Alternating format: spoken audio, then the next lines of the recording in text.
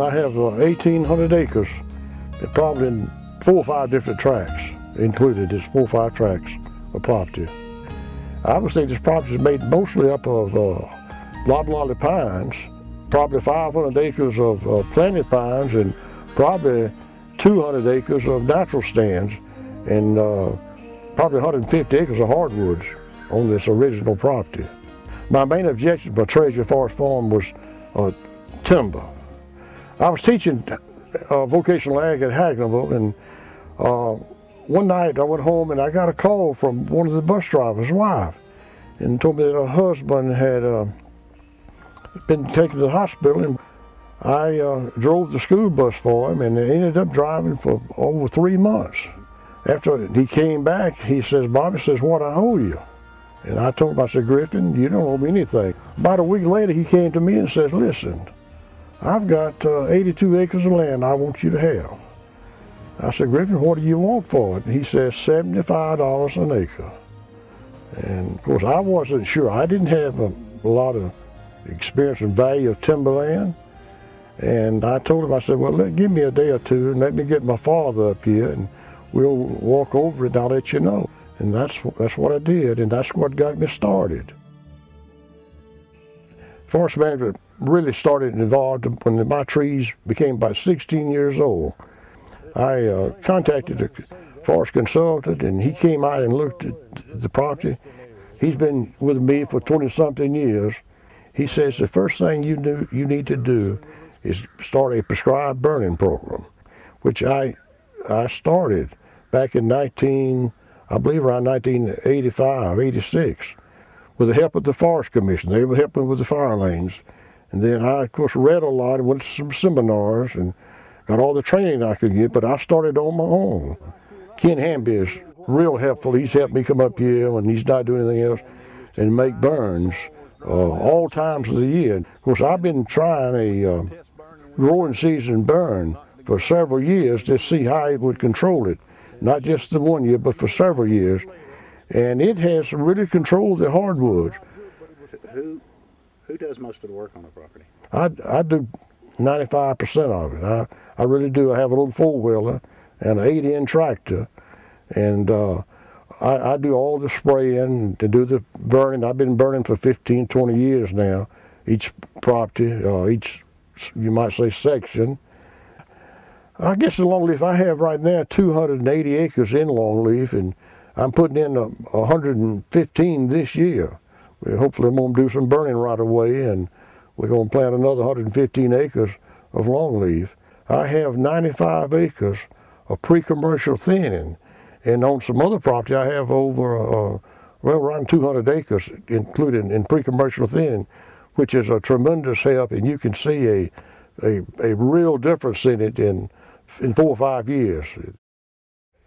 In discussing some of the wildlife, and I've really put emphasis on quail, and I'm doing a lot of burning, a lot of thinning, and I have made some plantings of bicolor and Cobblespedeza, and trying to increase the quail food source and also the cover for quail. And so that's one reason I started also with longleaf, that you can burn regular, and it's just more friendly to quail. I've had a tremendous amount of help from the Alabama Wildlife Federation, in particular Claude Jenkins been up here for several years helping me develop a good wildlife program, and Joel Glover with the Alabama Wildlife and Fish. He's been out here and he's really given me a lot of good advice on managing this farm out here for the wildlife benefits.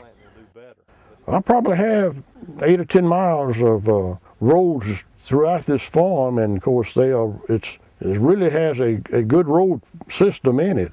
And of course I have the turnouts, and several turnouts down some pretty steep hills, and it's the forestry people I couldn't do without.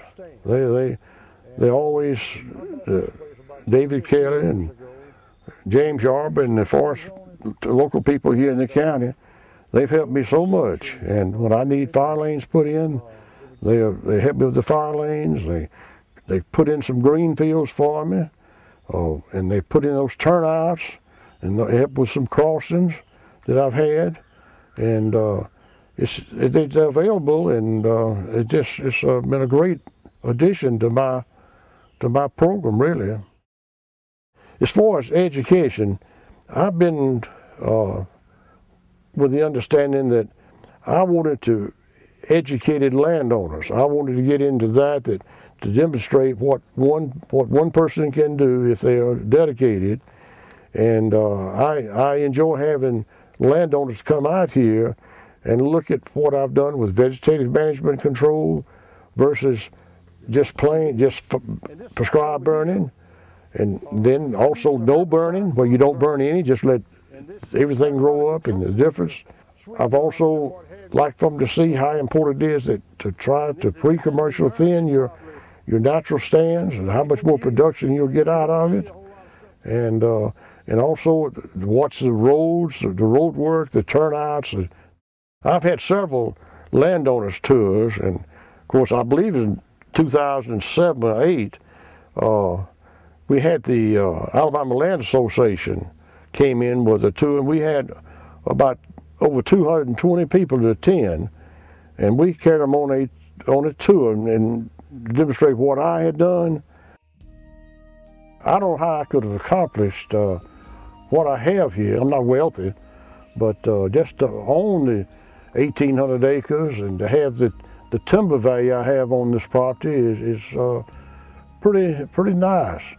And I couldn't have done it without all the help I've had. And also I'd have to include my wife and my family. Now, my family lives out of town, a good several, 100 miles away from the farm. But my wife, she has allowed me to come up here, devote all this time for something I'm passionate about, to improve this property and be so proud of it. I'm just real proud of my wife, Marilyn. She really has been very cooperative. This is what I call the poor man's farm. And I haven't had a lot of resources. I've had to do the majority of the planting, 90% of the planting I did. I was in charge of it. And I've had to work that way, and establishing the green fields, I came out here with a mule and a plow. And free advice and the desire to want to improve my property and to make it a Helene Mosley or tree farm, which now I've accomplished both goals, and I'm really proud of it.